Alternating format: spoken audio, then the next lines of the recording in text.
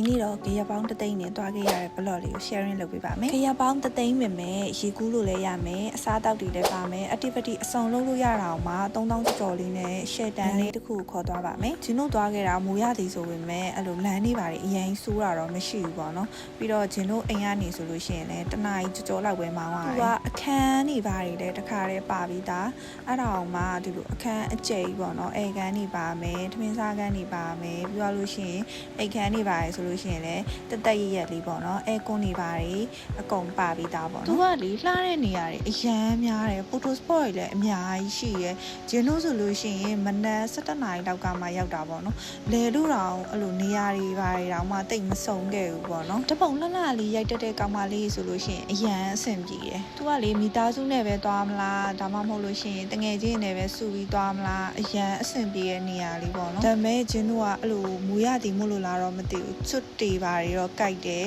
ပြီးသွားလို့ရှိရင်အဲ့လိုပါလဲဟိုမွေးတွေပါတယ်လည်းတွေ့ခဲ့တယ်ပေါ့နော်ပင်းကူအကြီးတွေလည်းရှိတယ်ပြီးသွားလို့ရှိရင်အကောင်ပလောင်တွေကတော့စုံနေရပဲဂျင်းတို့သွားတော့ဆိုလို့ရှိရင်တော်တော်လေးအကြိုက်ခံရတယ်ပေါ့အဲ့ဒါလွဲရင်တော့ကျန်တဲ့အစားအတောက်ပိုင်းရောစားပစ်ပိုင်းရောဘာမှပြောစရာမရှိဘူးပေါ့နော်အကောင်လေးတွေကတော့မိုးရင်းဘတ်ဆိုတော့အကောင်လေးတွေကြိုက်တာတော့ဒါပုံမှန်ပဲပေါ့သူကနီးလေစားရဲ့တီးတိုက်ရင်ကျွေးတယ်ပေါ့နော်နီးလေစားကတော့ဟိုထမင်းတွေပါတွေကထပ်ယူလို့ရတယ်ဟင်းကတော့ထပ်ယူလို့မရ